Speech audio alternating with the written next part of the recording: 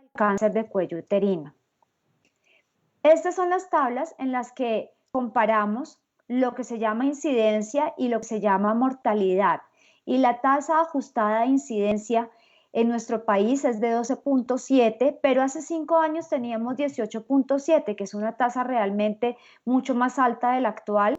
Y la mortalidad en este momento se encuentra en 5.7 por 100.000.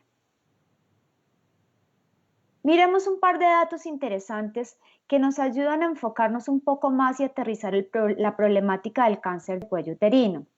Estos son unos apartes del resultado de la Encuesta Nacional de Demografía y Salud del año 2015, en el cual vemos los hogares con jefatura femenina. Y para ese momento, en Colombia, 1 de cada 2,5 hogares en la ciudad y 1 de 4 hogares en el área rural, en el campo, tienen jefatura femenina. Ustedes ya pueden imaginar si esta mujer enferma y muere de cáncer de cuello uterino, ¿qué pasa con esa familia? ¿Qué pasa con esos hijos que quedan solos por culpa de una muerte que es perfectamente prevenible? Este es otro resultado interesante de la ENS y en la fecundidad en adolescentes, y lo que quisiera mostrar es la problemática tan terrible que tenemos de fecundidad en adolescentes. Para 2015, 1 de cada 4 niñas o de cada 4 adolescentes en el campo estaba embarazada o ya tenía un hijo, y en las ciudades más o menos 1 de cada 5, 1 de cada 6. Entonces realmente la problemática trasciende un poco más y se arraiga en cuestiones culturales, sociales y económicas también, porque definitivamente el cáncer de cuello uterino es simplemente un reflejo de inequidad en acceso a salud, en información y en prevención adecuada de esta patología. Pero ¿cuál es la causa del cáncer de cuello uterino? El virus del papiloma humano, un virus de transmisión por vía sexual, es la causa sine qua non del cáncer de cuello uterino. Sin embargo, lo menciono ahora, pero más adelante, si quieren, podemos profundizarlo un poco más. Tener virus de papiloma humano no implica tener cáncer de cuello uterino, ni tampoco implica que uno vaya a desarrollar la enfermedad, solamente que tiene el principal factor de riesgo para desarrollar lesiones precancerosas y cáncer. Miren algunos de los mitos que escucha uno coloquialmente sobre el virus del papiloma y en parte sobre las vacunas. Por ejemplo, ¿para qué vacunar niñas que no han iniciado vida sexual? Vacunarlas es como autorizarles que tengan relaciones sexuales. Eso las va a hacer promiscuas. ¿Cuál es la realidad de la infección por virus del papiloma humano? Y miren esta frase tan interesante. Justo ahora podrías tener virus del papiloma humano y no lo sabes. Y no lo sabes porque realmente es una infección silenciosa, transitoria, usualmente se cura de forma espontánea, pero como no da síntomas, la única forma de hacer detección de las infecciones y por ende llegar al camino del diagnóstico si hay enfermedad por papiloma es el tamizaje adecuado, el control periódico con el ginecólogo. El virus del papiloma humano es la infección de transmisión sexual más común en hombres y mujeres en todo el mundo, y 9 de cada 10 mujeres en algún momento van a adquirir virus de papiloma humano. Después del virus del papiloma humano, el herpes genital es la segunda infección de contagio sexual viral más frecuente en hombres y mujeres en el mundo. Se estima que un 60% de la población adulta en Estados Unidos, de donde viene esa cifra, tiene herpes genital. También tenemos otras infecciones muy comunes como la clamidia, que es una infección bacteriana, o como la tricomona, que es una infección parasitaria y que también son infecciones de transmisión sexual. Entonces, fíjense que va mucho más allá de lo que podemos ver porque algunas de ellas no nos van a dar síntomas y la única forma de diagnosticarlas es hacer tamizaje o hacer detección temprana de la enfermedad. Sin embargo, la esfera del virus del papiloma humano trasciende un poco más allá del cáncer de cuello uterino. El cáncer de cuello uterino es lo que conocemos, es lo que el común de las personas sabe acerca del virus del papiloma humano. Sin embargo, va mucho más allá y, por ejemplo, esta publicación del año 2016 en el Morbidity and Mortality Weekly Report, que es una revista, que es una, digamos, una separata de la parte de salud pública de los Estados Unidos, hicieron un análisis de cuáles eran los tumores relacionados con virus de papiloma humano más frecuentes y se encontraron una gran sorpresa.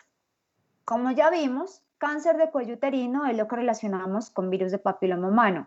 Cáncer de cuello uterino en nuestro país tiene una tasa de incidencia de 12.7 por 100.000. Más o menos se diagnostican unos 4.500 casos nuevos al año, más o menos se mueren 1.800 mujeres al año por causa de cáncer de cuello uterino, es decir, las 40 mujeres que se mueren por semana dan esas cifras que hablamos.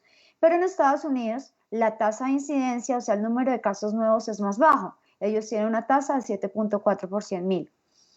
Y se comenzaron a dar cuenta que hay otras enfermedades relacionadas, ya se venía hablando del tema, con virus de papiloma humano, pues todos conocemos que en pene, ano, vagina y vulva puede haber lesiones precancerosas y cánceres asociados a virus de papiloma humano, pero esto realmente fue un poco sorpresivo encontrar que en orofaringe también hay una asociación importante con virus de papiloma humano. Los cánceres escamocelulares y los cánceres de orofaringe en general se relacionan con alcohol y con cigarrillo, con tabaquismo. Pero fíjense que hay un nuevo factor de riesgo, un nuevo generador de neoplasias en la garganta, en la orofaringe, que viene a ser el virus del papiloma humano. Y lo más sorprendente para el país del norte fue encontrar que el cáncer de orofaringe era mucho más incidente, o sea, había muchos casos que se presentaban nuevos cada año en los hombres, tanto que la tasa de incidencia para orofaringe en hombres en Estados Unidos es de 7.6 por 100.000, lo que significa que es más alto que cáncer de cuello uterino, la problemática que ellos tienen con orofaringe con virus de papiloma humano. Probablemente nosotros estamos un poco fuera del contexto de tener una cifra así ajustada como la de ellos, pero no debemos estar tampoco tan lejanos de la realidad del país del norte. Esta es otra imagen, es un gráfico muy diciente del número de casos de verrugas genitales y cánceres relacionados con BPH que se diagnostican cada año en Europa. Miren aquí una cosa, no lo habíamos mencionado todavía, pero también hay otra enfermedad benigna que son las verrugas genitales o condilomas, que son muy comunes, que de hecho son más comunes que los cánceres. Está relacionada con virus de papiloma humano, principalmente los tipos 6 y 11 que causan más del 90% de las verrugas genitales. Y es una infección que, si bien es cierto no se convierte en cáncer, es bastante incómoda desde el punto de vista de autoestima del paciente y afecta tanto a hombres como a mujeres en todo el mundo. Después viene el cáncer de cuello uterino, una de las grandes problemáticas del mundo, ya lo vimos que era un tema de inequidad. El cáncer de orofaringe, que acabamos de despertar a la realidad de que el cáncer de orofaringe también va de la mano del virus del papiloma humano y que es más frecuente en hombres. El cáncer de ano, miren esto, cuando a uno le dicen cáncer de ano, inclusive dentro de la comunidad médica, y virus de papiloma, a todos nos cruza por la cabeza la comunidad de población homosexual.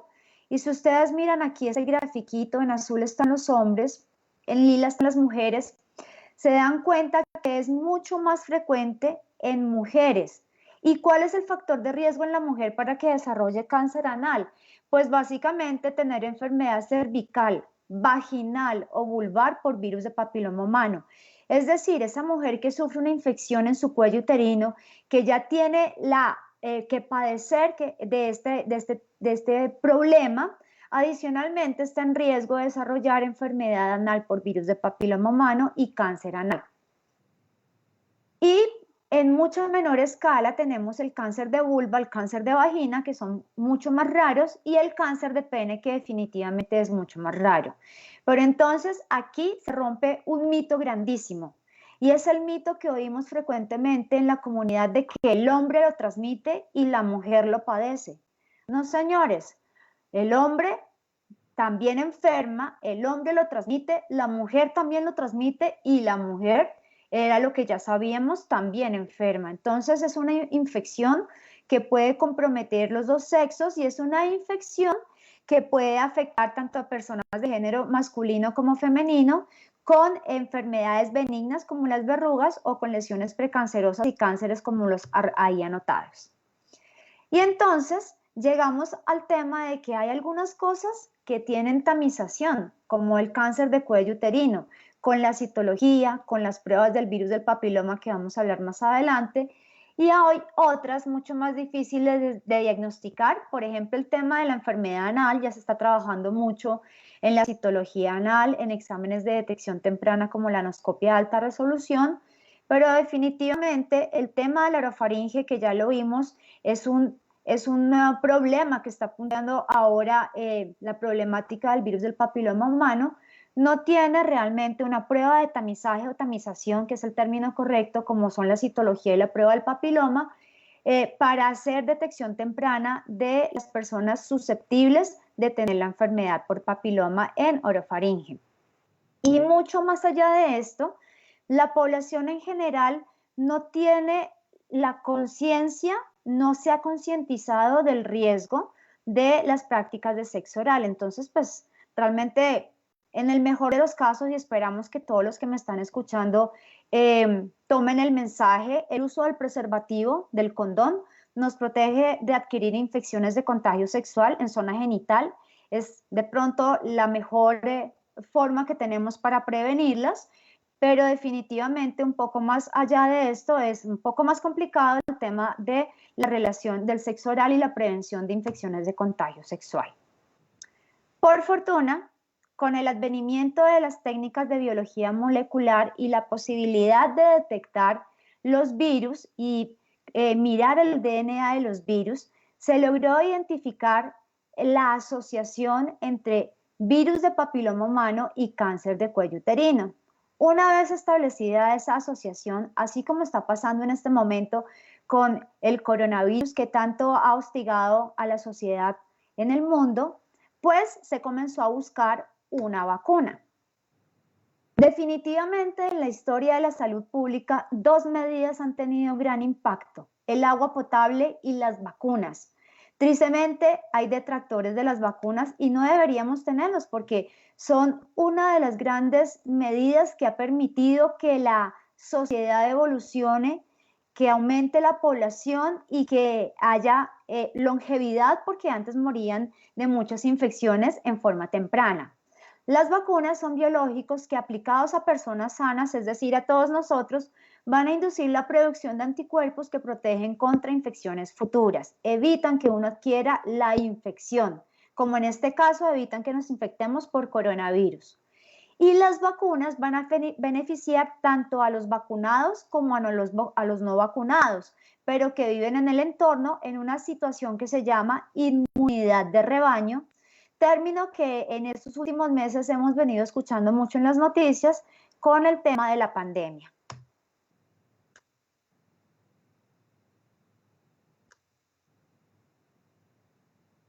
Pero así como venimos escuchando cosas buenas, así como hemos oído hablar de la inmunidad de rebaño, del desarrollo de las vacunas, también hay un gran problema, que es el exceso de información. Es lo que la OMS en este momento ha tipificado como infodemia, y es la pandemia de la desinformación. Hay tanta información en la nube, hay tanta información asequible en cualquier momento, a la instancia de un clic, que tenemos muchas fake news. Tenemos mucha información que no es correcta, que no proviene de sitios confiables, y es por eso una de las recomendaciones y una de las motivaciones de hacer estos conversatorios con la comunidad es que tengamos la información de una fuente confiable, de primera mano, para que no nos pase lo que viene pasando con el tema de la vacuna del coronavirus en este momento, del papiloma humano desde el año 2014,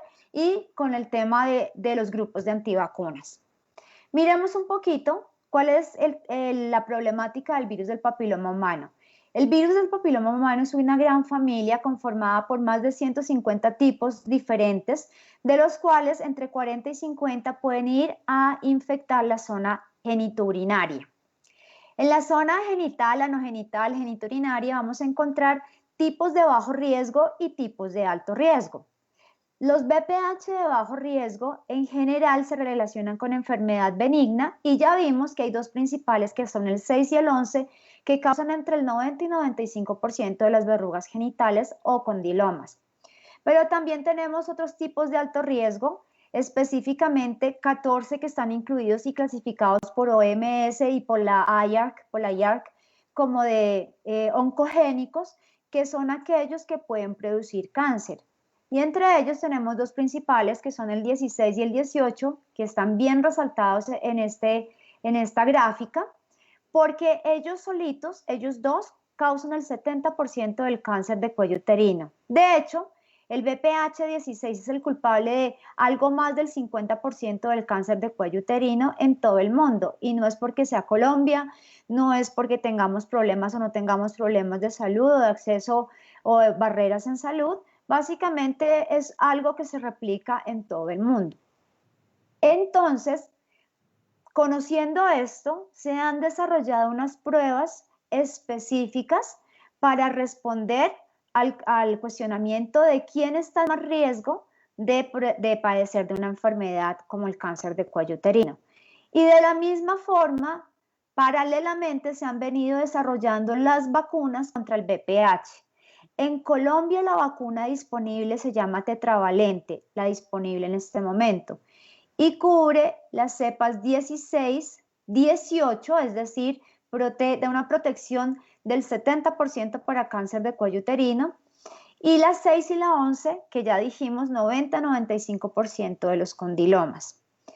El otro 30% está causado por las 12 cepas adicionales consignadas acá, y en este momento en el mundo también hay disponible una vacuna llamada nonavalente que cubre las mismas 4 cepas que mencionamos y 5 más de estas que están aquí, las otras que están ahí en rojo, y básicamente confiere protección hasta casi un 90% de la causa del cáncer de cuello uterino. Cuando esta eficacia la hablamos es cuando la paciente está vacunada naïve. Pero ¿cuáles son algunos de los mitos que tenemos sobre la vacuna contra el virus del papiloma humano? Primer mito, vacunar a niños y adolescentes favorece el inicio temprano de la vida sexual y la promiscuidad.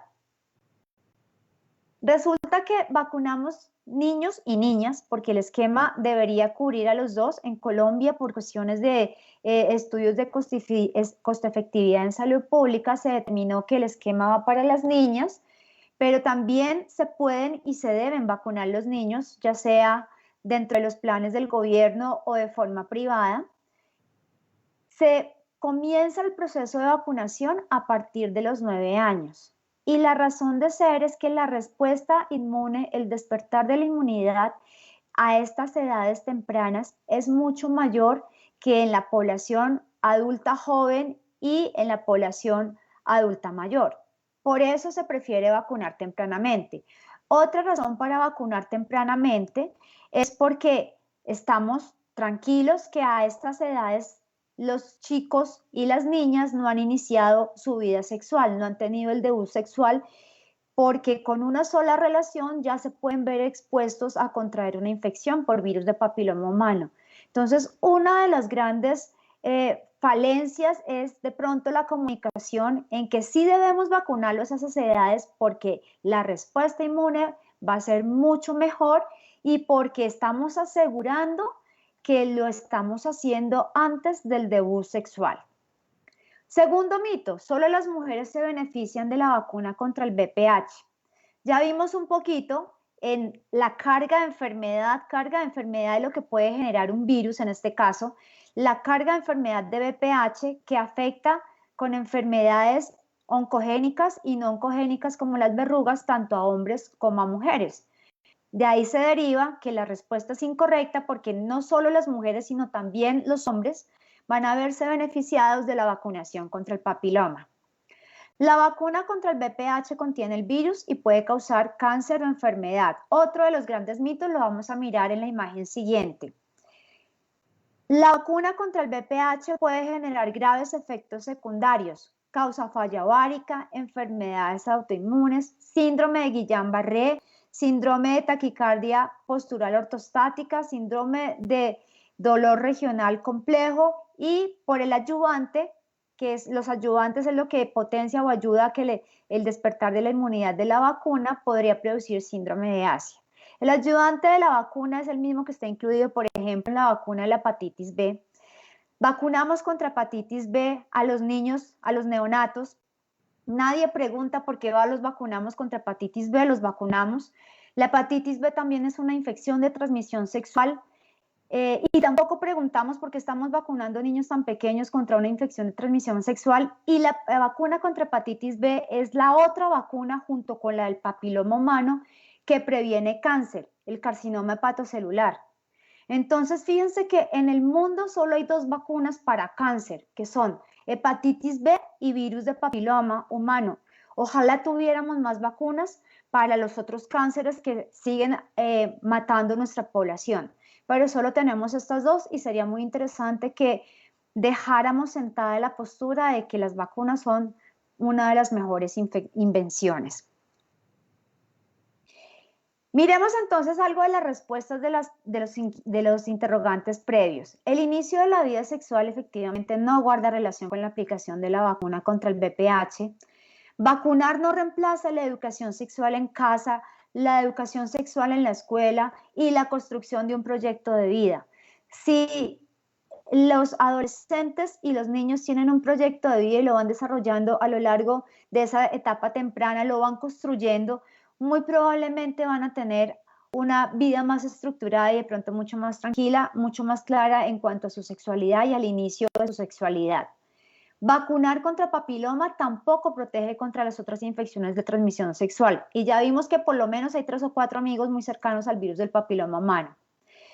El uso del preservativo, el condón, reduce hasta un 65% el riesgo de contraer infección por virus de papiloma humano, pero no la evita completamente, ya que no cubre la piel de la zona genital. Por ejemplo, cuando una persona, hombre o mujer, tiene verrugas genitales, tiene condilomas, lo ideal es no tener relaciones sexuales hasta que no se le haga el manejo adecuado a ese paciente y lo ideal sería siempre usar el preservativo.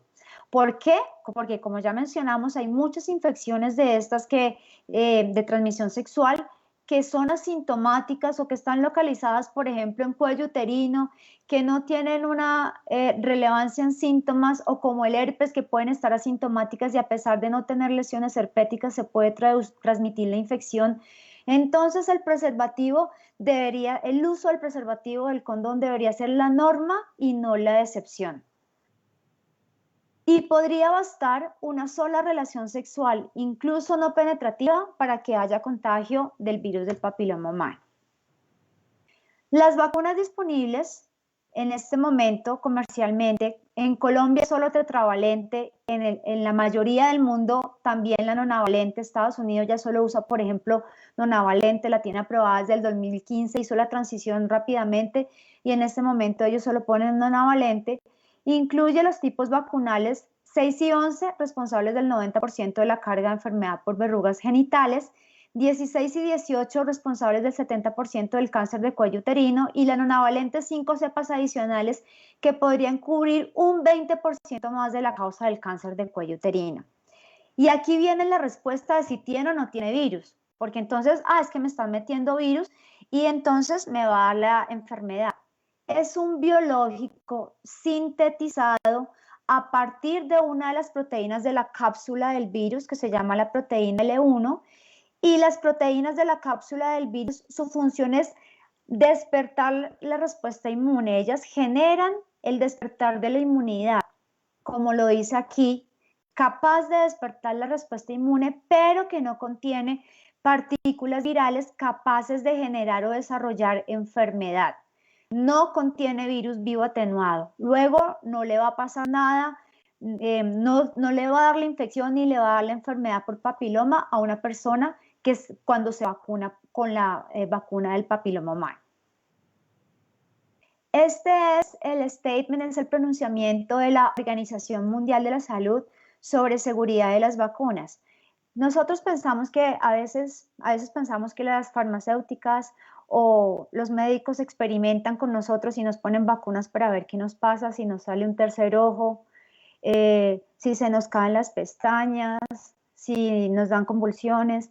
Realmente hay un gran desarrollo antes de lanzar una vacuna al mercado y después de lanzar una vacuna al mercado en la fase post-comercialización hay un seguimiento agudo, minucioso de cada persona vacunada. Y esto se resume en la revisión en los comités de seguridad de las vacunas, en este caso de la OMS. ¿Y qué dice la OMS con respecto a esta vacuna? Aquí menciona los comités que a la fecha de este pronunciamiento se habían realizado. Dice que el riesgo de anafilaxia cuando se recibe esta vacuna es de aproximadamente de 1.7 casos, ni siquiera 2, por cada millón de dosis aplicadas.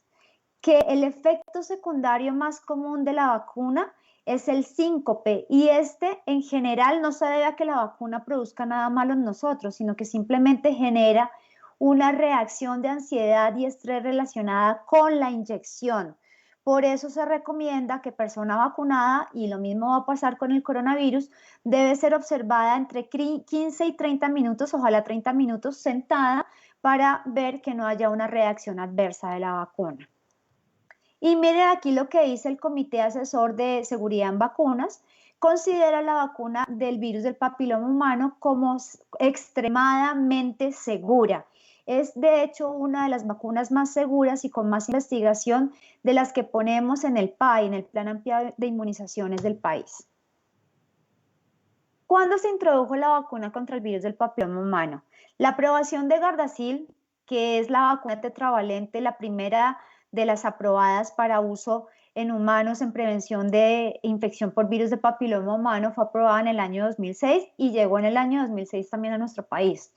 Sin embargo, para ser incluida dentro del Plan Ampliado de Inmunizaciones en el esquema de vacunación del Ministerio en el país, fue hasta el 3 de mayo de 2012 que el Comité Nacional de Prácticas de Inmunización introdujo la vacuna contra el papiloma en el Plan Ampliado de Inmunizaciones PAI.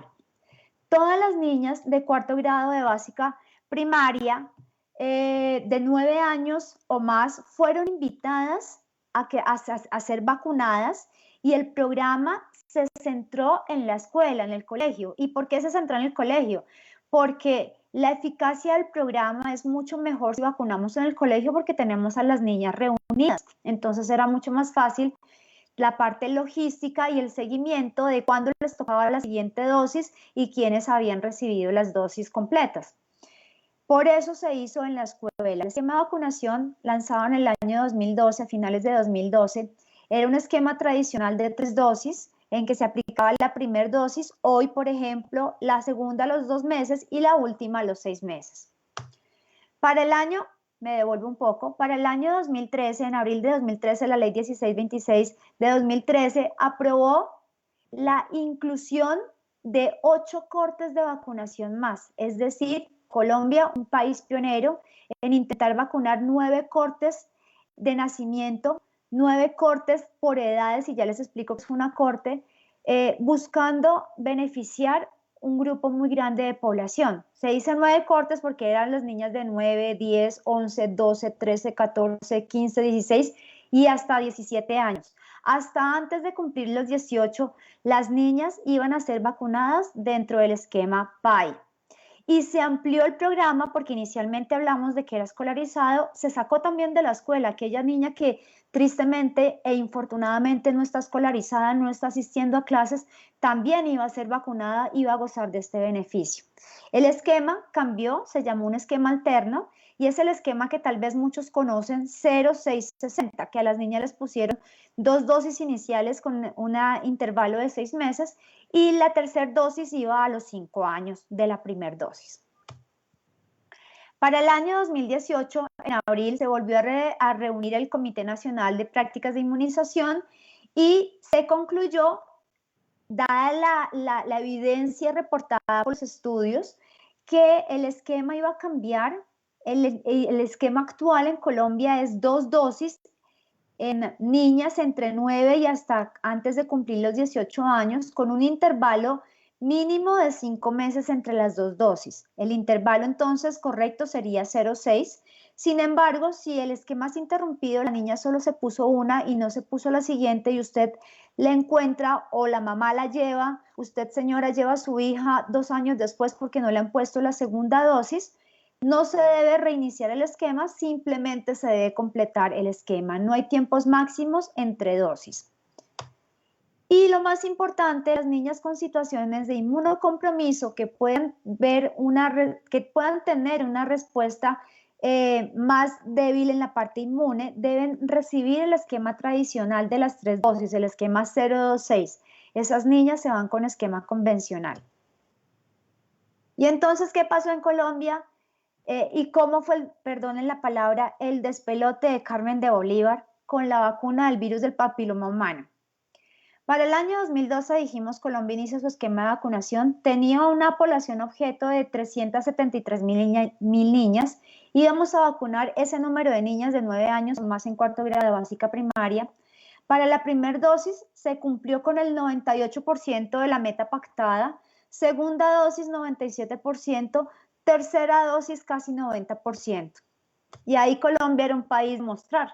Éramos el país ejemplo de cómo se hacía un esquema de vacunación efectivo para virus de papiloma humano. El mundo nos miraba con muy buenos ojos porque tenían que seguir nuestro ejemplo.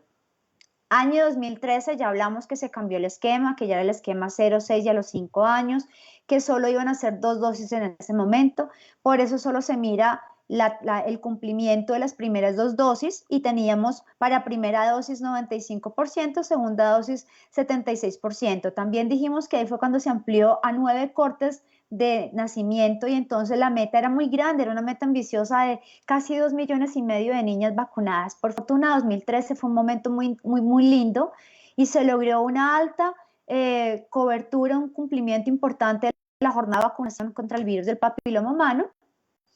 Y vino la famosa historia de 2014, Carmen de Bolívar. Comienza el primer caso reportado 28 de mayo de 2014, comienza a aparecer casos aislados en las escuelas en Carmen de Bolívar y comienzan a reportarse.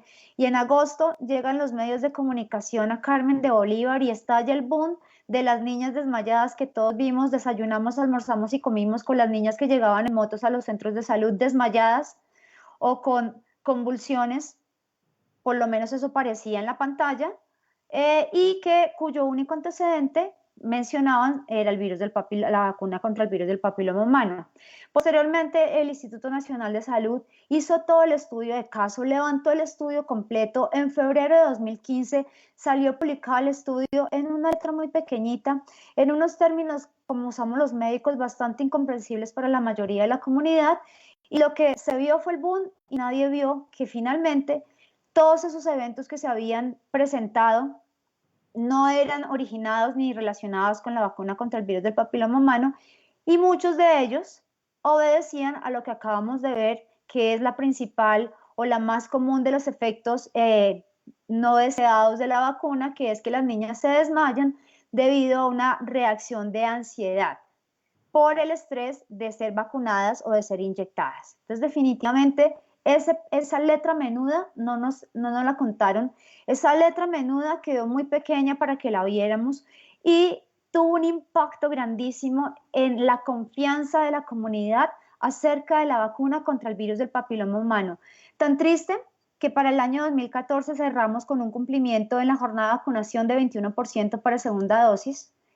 En 2015 se intentó recuperar la confianza, se intentó mostrar el estudio o todo el levantamiento del caso del Instituto Nacional de Salud, se intentó mejorar el acceso a la vacunación, mejoró un poco la cobertura, 60% para primera dosis, 53% en cumplimiento para segunda dosis, pero en 2016 volvieron a caer el ajuste del cumplimiento de metas, con un 1.6% para segunda dosis. Cerramos 2018 con 3.8%. Se ha ido mejorando porque se viene trabajando en recuperar la confianza.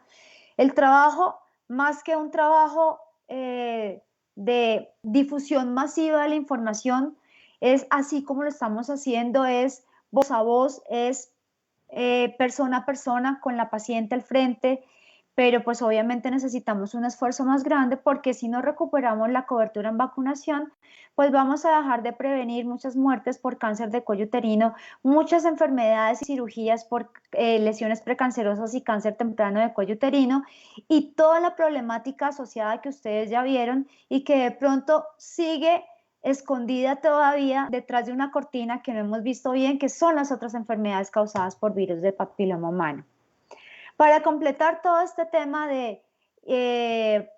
vino la pandemia, para completar todo el tema de desconfianza en la vacuna, vino la pandemia y la pandemia acabó con los programas de prevención por un tiempo, pues porque obviamente la consigna inicial, la consigna principal es mantenerse vivos y si salimos, pues nos exponemos y tenemos riesgo de contraer el virus.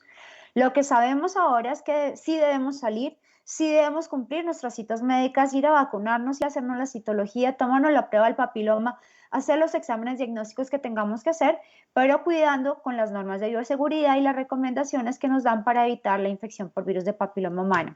Sin embargo, aquí hay un ejemplo de lo que pasó el año pasado en Nueva York, cuando ellos estaban en todo ese momento grave de crisis del COVID. Mire cómo cayeron, y eso son vacunas en niños, no solamente papiloma, los esquemas de vacunación normales. No hay mamá que no bogue por llevar a su hijo a la vacunación. Si hay algo en lo que somos cumplidas las mamás es en vacunar a nuestros hijos. Y miren lo que pasó con la vacunación en Nueva York durante ese momento de cierre de la ciudad por la pandemia. Y probablemente nosotros estamos igual o tal vez peor en temas de coberturas y cumplimiento en metas de vacunación. Sigamos con mitos contra la vacuna, contra la vacuna del virus del papiloma humano. Otro mito que también debemos romper: la mujer que ha sido vacunada o la mujer que se vacunó de niña, todas estas niñas que comenzamos a vacunar en el año 2012, cuando lleguen a su adultez no van a necesitar hacerse la citología o la prueba del papiloma. Falso, completamente falso, y ahora vamos a ver por qué. La mujer vacunada no puede adquirir VPH ni desarrollar enfermedad por papiloma, tampoco, ya lo vamos a analizar. Las mujeres que han tenido enfermedad por papiloma no pueden ser vacunadas, otro mito que vamos a derrumbar el día de hoy. Lo más importante para poder uno saber qué debe hacer con una vacuna, con un medicamento, en una pandemia, en una enfermedad, es leer e informarse de sitios confiables. Entonces miremos por qué la mujer debe seguir siendo tamizada, inclusive si se vacunó antes de iniciar su vida sexual en la niñez. La vacuna solo brinda protección contra algunos tipos de VPH que lo hemos visto a lo largo de la conferencia, que producen cáncer, pero no los cubre todos. Y como no los cubre todos, nosotros sí debemos asegurarnos que nuestra mujer esté adecuadamente estudiada para que no desarrolle una enfermedad, y que si adquiere la infección por otra de las cepas que no contempla la vacuna, la vamos a acompañar hasta que elimine esa infección.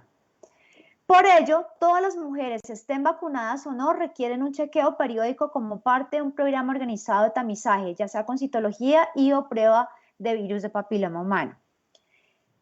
Otro mito: mujer que ya inició la vida sexual, no la podemos vacunar.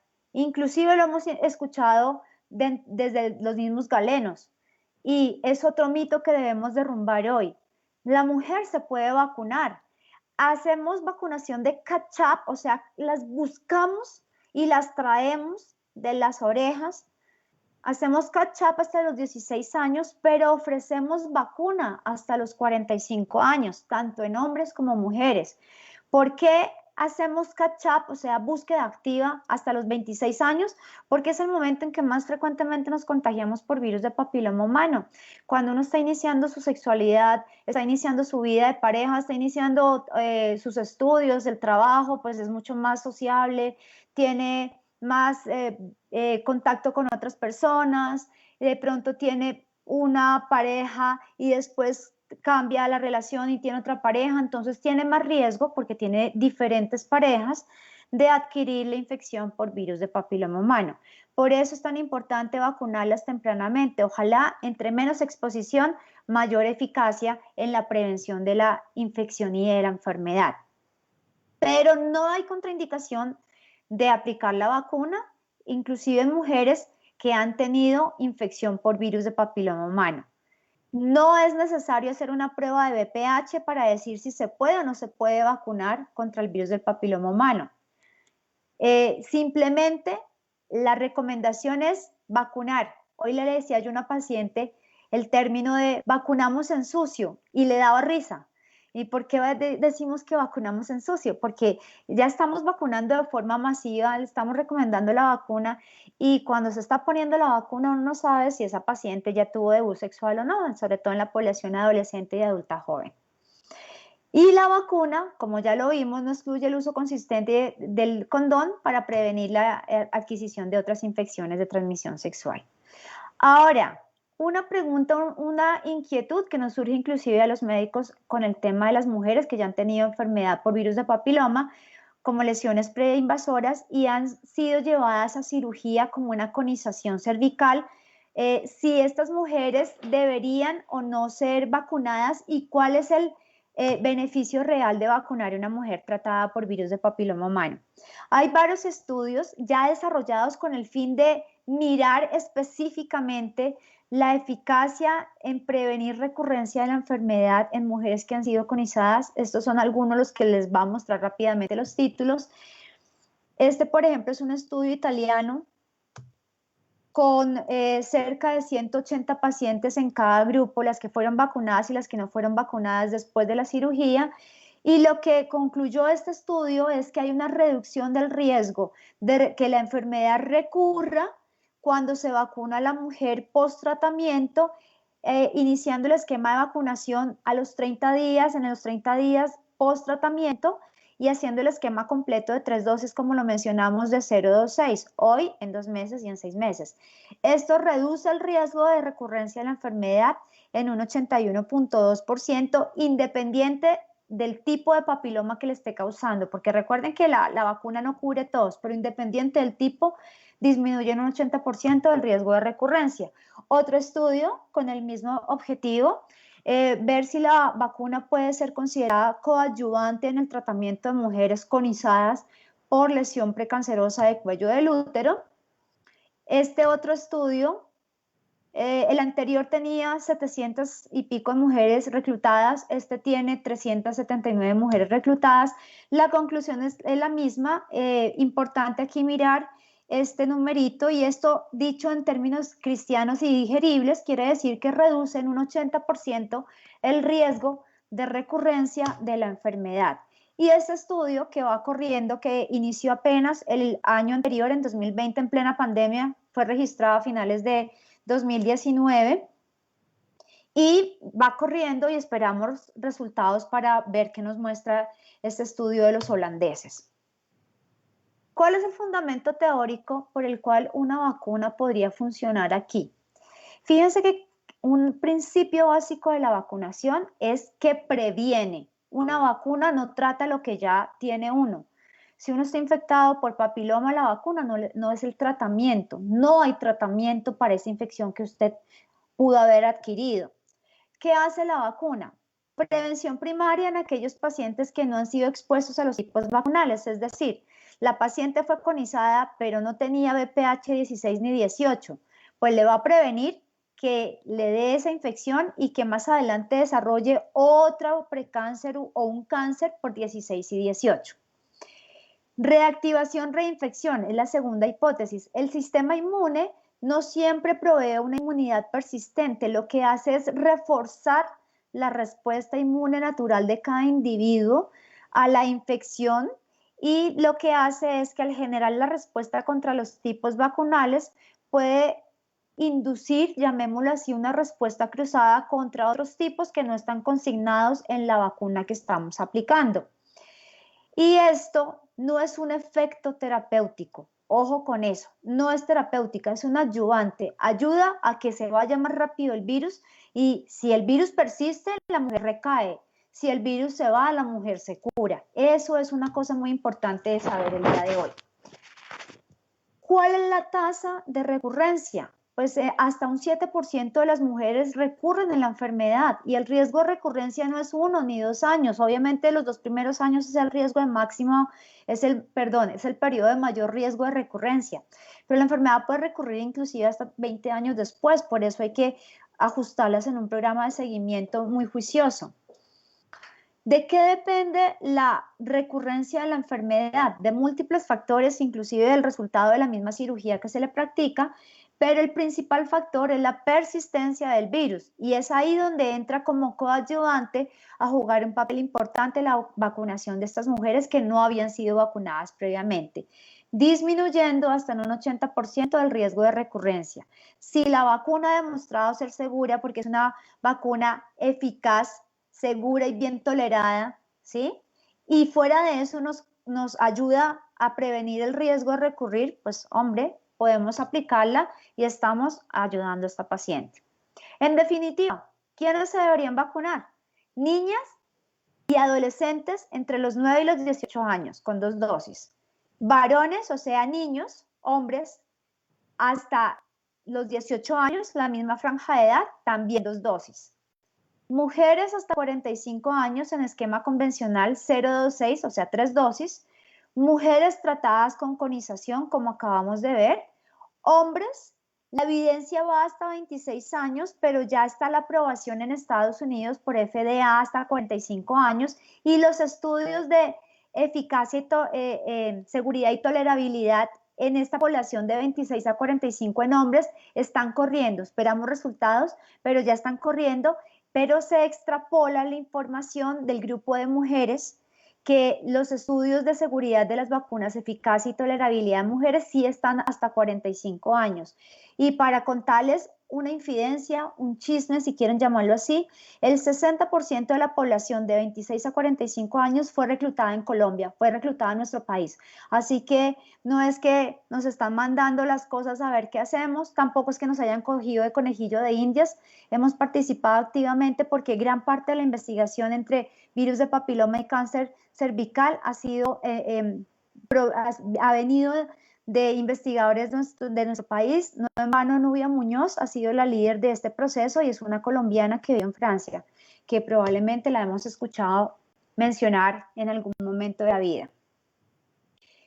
Y el otro tema es cómo tamizar, cómo se hace el tamizaje de las mujeres para prevenir o detectar tempranamente lesiones por cáncer de cuello uterino, lesiones por virus de papiloma humano y cáncer de cuello uterino. Para ello está la guía de práctica clínica montada en la página del ministerio. Es una guía de seguimiento por todos nosotros los facultativos que atendemos mujeres. Es una guía que en este momento se completó ya la revisión de la que está vigente y estamos próximos a recibir la información de la guía que está montada en este momento. Pero entonces viene aquí el tema de las pruebas del virus del papiloma humano. ¿Qué es una prueba del virus del papiloma humano? Es una prueba que se va al laboratorio de biología molecular, que en vez de mirar células anormales como nos mira la placa de la citología, la prueba de biología molecular del virus del papiloma lo que busca es el DNA del virus, si lo tiene o si no lo tiene, y la prueba, la muestra, se toma exactamente igual que la citología. De hecho, y dependiendo de la paciente que estamos mirando, nosotros estamos en la potestad de tomar la citología o tomar la prueba de virus de papiloma humano o tomar las dos, que se llama co-testing. Aquí hay parte de la información que soporta por qué la prueba del papiloma se puede hacer cada 5 años cuando sale negativa, que es lo normal, que es lo que uno espera. Fíjense las líneas punteadas en rojo. Y entonces tenemos que la línea azul es la mujer que parte con citología negativa. La línea roja es la mujer que parte con solo prueba de papiloma negativa. La línea verde es la mujer que parte con citología y prueba de virus de papiloma negativo. Este es un estudio de más de 35.000 mujeres, multicéntrico en 6 países europeos, publicado en el año 2008, o sea, tiene años de evidencia. Y lo que nos dice es que la probabilidad de que una mujer que parte con una citología negativa, de tener una lesión precancerosa llamada NIC3, a los 12 meses de tener la citología negativa, o sea, bien, es igual a la probabilidad de que la mujer que parte, recuerden la línea roja, que parte con citología con prueba de papiloma negativa, ¿sí? De tener una lesión precancerosa. Entonces, si yo tengo una prueba que a los 5 años, o que me da seguridad para 5 años, la misma seguridad que si yo hago la citología anual, pues me quedo con la prueba del papiloma. Pero tiene sus indicaciones, no es que la vamos a hacer a todo el mundo. Este es el Plan Decenal para el Control del Cáncer. La meta es llegar a reducir la mortalidad a 5.5 por 100.000 mujeres. Fíjense que no estamos tan lejos, acuérdense las cifras que mostré año 2018, último reporte de Colombia a Globocan, que es el Registro Mundial de Cáncer, el Observatorio Mundial de Cáncer, y estábamos en 5.7 por 100.000, la meta 5.5 por 100.000, ahora vamos a ver las nuevas metas hacia el final de la conferencia, pero fíjense que no vamos tan mal. ¿Qué se hizo? ¿En qué cambió? ¿Cuál fue el paradigma que cambió año 2012 en el esquema de tamizaje en Colombia? El primero, se aprobó la inclusión de las pruebas en el plan de beneficios de salud. Entonces, eso quiere decir que a ustedes mujeres, que a nosotras mujeres, si tenemos 30 años o más, ya nos deben tamizar con prueba de virus de papiloma humano. Y si no la hacen, podemos preguntar, oiga, ¿y la prueba del virus del papiloma para mí? Es importante. Lo segundo que se hizo es que hay algunos sitios que son muy retirados y de muy difícil acceso. Sí, hay municipios retirados, caseríos, veredas que son de difícil acceso a salud, y entonces en esos municipios se implementó otra estrategia que es la de ver y tratar, que es con unas técnicas específicas y no necesita unas pruebas tan sofisticadas. O se pueden hacer las mismas pruebas de papiloma, pero se llaman pruebas rápidas, que son unas pruebas mucho más fáciles de correr, con menos tecnología, con menos demora, y las podemos revisar en el mismo día de atender a la paciente para poder solucionarle a esa mujer que vive a 6 horas en canoa, en burro, en bus, en lo que sea, del sitio, del puesto de salud, le podemos resolver en un mismo día la situación. Ojo que es para una población especial, no es lo que vamos a hacer aquí en las ciudades, porque aquí tenemos unas pruebas pues probablemente mucho más sofisticadas y mejores para ofrecerles. ¿Qué dice entonces la guía? Que si usted, señora, tiene entre 30 y 65 años, hay que tomarle la prueba del papiloma con un intervalo de 5 años, o sea, cada 5 años, si le salió negativa. Si le salió positiva, que la podemos beneficiar con el uso de la citología para saber si le sale mal la citología, forzosamente hay que llevar la colposcopia a biopsia. Y aquí hay un paréntesis, y es que como las pruebas en este momento genotipifican al menos 16, 18, o sea, le dicen a uno si tiene el BPH, y fuera de eso le dicen si el BPH 16, 18 u otros, o hay otras más extendidas, como la genotipificación extendida del Bedeon Clarity, que le da varios numeritos más o grupitos. Entonces ya se puede establecer cuál es el riesgo de cada mujer de tener una enfermedad por virus de papiloma humano o una lesión precancerosa o cáncer. Y ahí ya se postula que si esa prueba de BPH sale positiva para 16 o 18, esa mujer idealmente se le debe tomar la citología, pero también se debe ver en colposcopia, porque esa mujer tiene un riesgo importante de tener enfermedad por virus de papiloma humano. Y las mujeres, por lo menos en el esquema de salud nuestro, por debajo de 30 años, deben ser tamizadas con citología. Se les toma la citología convencional o una nueva que se llama en base líquida. Es indistinta la recomendación entre las dos citologías, y se debe hacer con un intervalo máximo de cada 3 años. Es importante saber que si una mujer tiene un debut sexual temprano, un inicio de su sexualidad temprano, pues de pronto esperar hasta los 25 años puede ser un tiempo largo. Si inició a los 15, a los 25 ya va a llevar 10 años y ya puede tener una lesión importante por virus de papiloma humano. Entonces, este inicio del tamizaje con la citología se debe siempre hacer adecuado y adaptado a cada una de las mujeres, a cada una de las pacientes.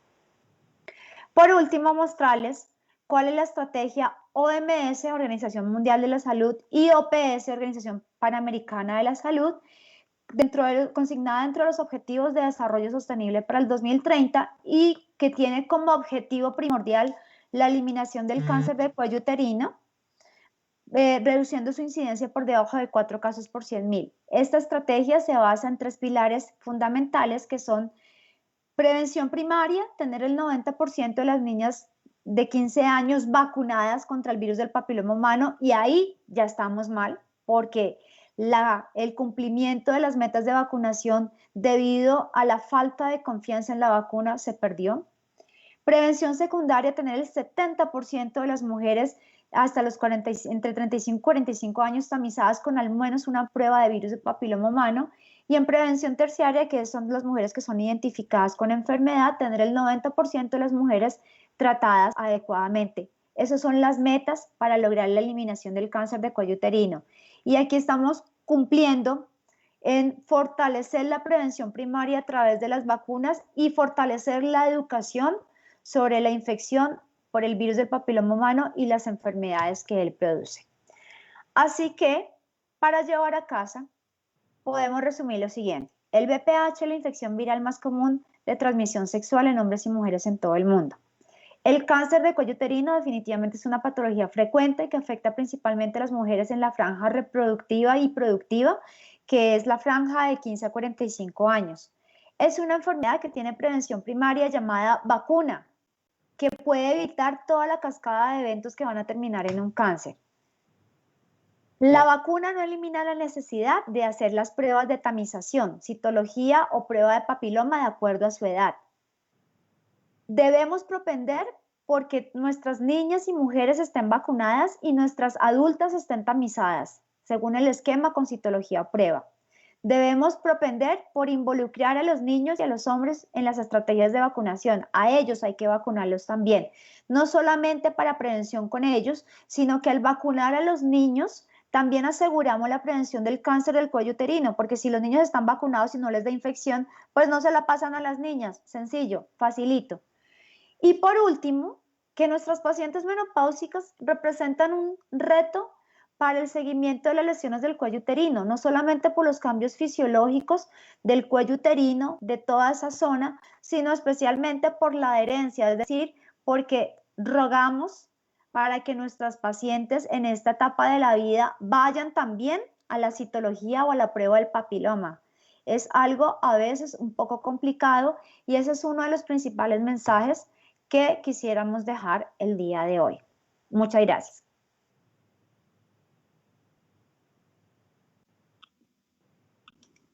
Realmente...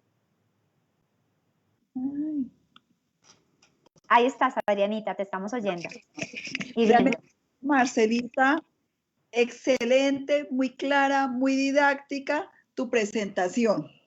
No nos equivocamos al invitarte y yo creo que en este espacio de un poco más de una hora hemos de verdad abarcado la importancia y la relación que existe entre el virus del papiloma humano y el cáncer de cuello uterino.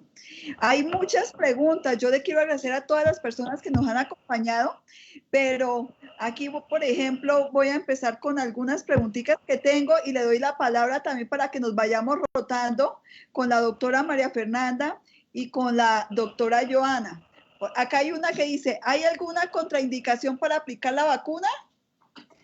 Solamente en aquellas personas que han presentado reacciones anafilácticas severas a alguna dosis de la vacuna, por ejemplo, se aplicaron la primera y hicieron una reacción anafiláctica, o algunos de los componentes de la vacuna, estaría no contraindicado. La paciente que tenga esa historia severa de anafilaxia, lo que debe hacer es consultar al infectólogo para que sea él quien nos dé la asesoría de si se puede o no puede vacunar. Bueno, yo tengo aquí... Sigue, María Adrián. Bueno, Marcelita, mil gracias, como siempre, excelente. Y tengo una pregunta que se sumaría en dos, de acuerdo a la guía. Si no tengo relaciones y involucro a la niña que no ha tenido vida sexual y tiene 16, 17 años, ¿debo tomarme la prueba del papiloma, así como la mujer adulta que no tiene relaciones y pregunta si debo hacerme o cada cuánto debe hacerme la prueba del VPH. Entonces, primero la adolescente. Si la adolescente no ha iniciado vida sexual, no está contemplado tomar citología. La guía de práctica clínica inicia la tamización a los 25 años, pero como mencioné previamente, si la mujer ha iniciado su vida sexual mucho antes, entonces vamos a requerir iniciarla tempranamente. ¿Cuánto es tempranamente? Entre el segundo y el tercer año de haber iniciado su vida sexual. Si inició a los 13, a los 16, si inició a los 16, a los 19. Entonces es una guía simplemente, como su nombre lo indica, guía, pero se debe adaptar a cada paciente. Por el otro lado, la paciente mayor que ha dejado de tener vida sexual, pero que ya tuvo vida sexual, que ha tenido hijos, que de pronto está criando nietos, esa mujer ya tuvo el factor de exposición. Así en este momento no está teniendo relaciones sexuales, ya tuvo el factor de exposición que es la vida sexual y pudo haber adquirido una infección por virus de papiloma humano. Por consiguiente, esa paciente debe asistir a la tamización como cualquiera de nosotras. Gracias, Marcela. Doctora Marcela, excelente conferencia. Otra pregunta, si me sale el test de VPH positivo, ¿debe ir mi pareja al urólogo? Esa es una muy buena pregunta, es una pregunta que frecuentemente nos hacen. Ojalá no la hicieran así de dulcemente. Generalmente la señora quiere divorciarse, matar al marido, bueno. Y la respuesta es, no hay necesidad de que sea valorado por el profesional de urología, a menos que tenga alguna lesión. Si el señor tiene condilomas, verrugas genitales, pues requerirá un manejo adecuado por urología. De lo contrario, recuerden que en el hombre no hay pruebas estandarizadas. Nosotras mujeres gozamos del beneficio de la citología, no es una tortura, recordemos, es un beneficio de la citología y de la prueba del papiloma, que permite que nos identifiquen si tenemos algún riesgo para desarrollar cáncer. En el hombre no hay estas pruebas, no están estandarizadas y por ende no hay cómo hacer una aproximación de tamizaje. Se puede eventualmente, si tiene lesiones, el urólogo está en la capacidad de hacer penoscopia, pero solo bajo algunas indicaciones muy claras. Entonces, en la práctica, no tendríamos ni deberíamos remitir al paciente a urología, salvo en condiciones especiales de enfermedad o lesiones para el hombre, porque en general lo que va a quedar es la sensación y el sinsabor en esa pareja de que fui, el urólogo me miró, me dijo que yo no tenía nada. Y si esto es de transmisión sexual y yo no tengo nada y usted sí lo tiene aquí, ¿cómo es el negocio? Entonces lo que estamos generando en ese momento es una ruptura, una disrupción de la comunicación de la pareja que no tiene sentido ni es conducente a nada. Y lo importante es seguir a nuestra paciente, darle las indicaciones de sexo seguro y hacer los controles periódicos. Marcelita, con respecto a lo que acabamos de decir, eso, el hecho de tener un resultado de virus de papiloma positivo, cuando uno como ginecólogo, como médico, tiene al frente a la paciente dice, pero doctora, ¿qué pasó? Yo soy una persona muy joven, muy juiciosa, la única pareja que tengo es mi esposo. ¿Cómo empezamos o qué sugerencia nos haces tú para que nosotros podamos dar las mejores recomendaciones sin ánimos de llegar y crear un conflicto en la pareja? Sí, es una muy buena pregunta porque lo vemos cada rato y a veces la información no somos sensibles o no estamos tan sensibilizados con lo que estamos hablando, lo hablamos demasiado escueto, demasiado en términos médicos y no entendemos que eso puede generar un conflicto. Resulta que usted puede estar infectado, usted puede tener una infección latente por mucho tiempo en el cuello del útero. Y comencemos por decir que la prueba del papiloma la hacemos a partir de los 30 años. Entonces, si usted lleva casado desde los 20 con la misma persona, usted puede tener esa infección desde esa época. Pero si no ha generado lesión, porque lo que ve la citología son cuellos enfermos, no virus de papiloma, si no ha generado lesión, usted puede tener una citología normal teniendo una infección por papiloma y solamente hasta que le hacemos la prueba de detección vamos a evidenciar la infección. Entonces, lo primero, esa infección puede ser de tiempo atrás. No significa infidelidad. De hecho, la pareja pudo haber llegado con esa infección, que es lo más común, a la relación. Los hombres eliminan mucho más fácilmente la infección por su mecanismo inmune que nosotros se puede quedar, fíjense que habíamos hablado que uno de los riesgos para desarrollar lesión o para recurrencia de la lesión precisamente es la persistencia de la infección.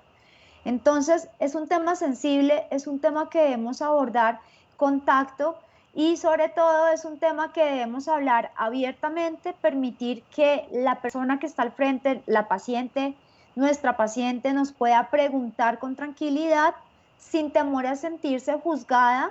No es sinónimo de infidelidad, tampoco es sinónimo de promiscuidad. Nosotros no estamos ahí para juzgar la vida sexual de la mujer, estamos es para asesorarla y evitar que tenga una enfermedad.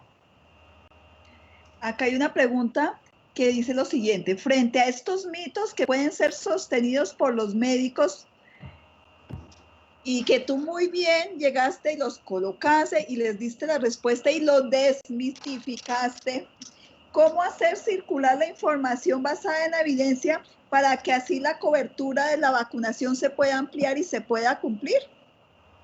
Tristemente estamos en este momento haciendo trabajo 1 a 1 en consultorio y un trabajo un poco más amplio cuando a través de las sociedades científicas divulgamos la información. Estas charlas a la comunidad son el primer pilar porque generalmente en las reuniones académicas llegamos a los colegas, llegamos al médico general, al médico familiar, a los colegas de otras especialidades, al internista, al endocrino, para que pues digamos tengamos todos el mismo conocimiento y hablemos el mismo lenguaje. Difícilmente llegamos a la comunidad, entonces primero tenemos que replicar la información a la comunidad. Y lo otro, lo más importante, es empoderar a nuestras mujeres para que ellas sean replicadoras de la información. Por favor, las personas de la comunidad que nos están acompañando, conviértanse en ese vehículo para replicar la información, para desmitificar todo lo que hay alrededor del virus del papiloma humano, el cáncer del cuello uterino y la vacuna. Uno ve en el día a día cuando hace consulta, Marcela, como un porcentaje muy importante de nuestras pacientes y de nuestras adolescentes no se vieron beneficiadas por todos esos tabúes de la vacunación. ¿Qué mensaje le mandarías en este momento a las mujeres que nos están viendo, que tienen mamás que están en los colegios? Necesitamos que la población se vacune, haya o no haya iniciado vida sexual. Aquí hay una pregunta por el Facebook, por ejemplo, que dice: a mi hija le aplicaron la primera dosis de la vacuna de VPH, después de la noticia no se la volvió a aplicar, ya tiene 19, no ha iniciado vida sexual. ¿Se le debe colocar la segunda dosis? Sí, señora, se le debe completar el esquema. No reiniciamos esquemas, pero se le debería completar el esquema. Entonces, eso es lo que tenemos que hacer, recapturar todas estas niñas adolescentes y adultos jóvenes que en su momento recibieron una dosis y no completaron su esquema por temas de toda la infodemia que hubo alrededor de la vacuna del virus del papiloma humano. Convertir nuevamente a los educadores en aliados nuestros y replicadores de la información, invitar a las mamás a que nos lleven a sus hijas a vacunar, a que vayan con ellas y mientras las vacunamos a las hijas, tamizamos a las señoras, a que si la señora está por debajo de los 45 años, la invitamos y la vacunamos y la tamizamos, o sea, citología, prueba lo que le corresponda por edad. Es invitarlas, es hacerlas partícipes. Es que si va mi paciente por la terapia para la menopausia, entonces por favor me lleve a la nieta para vacunarla, a la hija para vacunarla y tomarle la prueba y se hagan los seguimientos adecuados. Muchas gracias. Marcela, yendo paralela a la pregunta, aquí la misma pregunta, pero dice: ¿por qué el segundo pico y por qué vacunar a las mujeres menores o entre los 45 años, la perimenopáusica? Bueno, la idea de vacunar mujeres hasta 45 años es porque los estudios están de respaldo que demuestran la eficacia de la vacuna, inclusive en población adulta mayor de 26 a 45 años.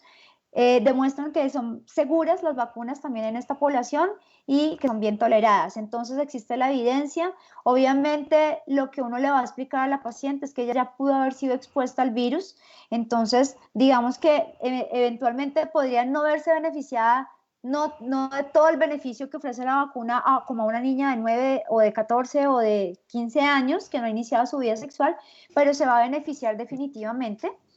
Y el tema del segundo pico, pues tiene varias explicaciones. Con la llegada de la menopausia y la caída de la estrogénica y la caída de las hormonas que conlleva la menopausia, hay una disminución de la inmunidad local en la zona genital. Y esto hace que infecciones antiguas que de pronto ya no eran detectables se reactiven, vuelvan a estar activas y entonces las vamos a identificar. No significa que haya una nueva infección, en este caso puede ser una reactivación, pero también hay otras cosas interesantes. Creo que todavía se debe seguir llamando el síndrome del nido vacío. Cuando los hijos se van, las parejas quedan solitas, muchas veces las parejas se divorcian, se separan, se vuelven a casar, tienen una nueva pareja o tienen una relación en el camino y esto representa un nuevo riesgo de adquirir una nueva infección por papiloma. Entonces, digamos que son las explicaciones para ese segundo pico de la infección por virus de papiloma humano. Muchas gracias. Marcela, aquí tenemos otra pregunta.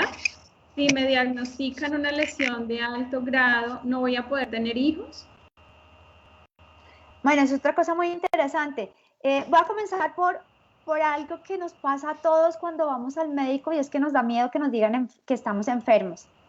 Entonces mejor no vamos al médico porque si no vamos pues no nos van a decir que estamos enfermos. Si no nos hacemos la prueba del papiloma pues no nos van a decir que tenemos papiloma.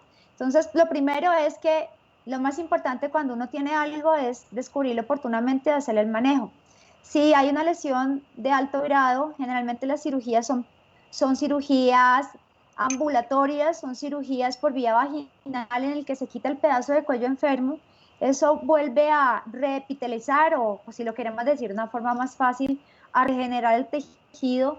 Ese cuello queda nuevamente bien, libre de lesión y con la posibilidad de concebir y tener hijos sin ningún problema. Gracias. Hablábamos ahorita del segundo pico, pero una pregunta quedó aquí en el tintero. ¿La mujer menopáusica debe hacerse la citología? Es una muy buena pregunta. Realmente la paciente por encima de 30 años, menopáusica o no, porque entonces ya tenemos muchas mujeres que a los 50 están menopáusicas, debe hacerse su prueba, pero de papiloma.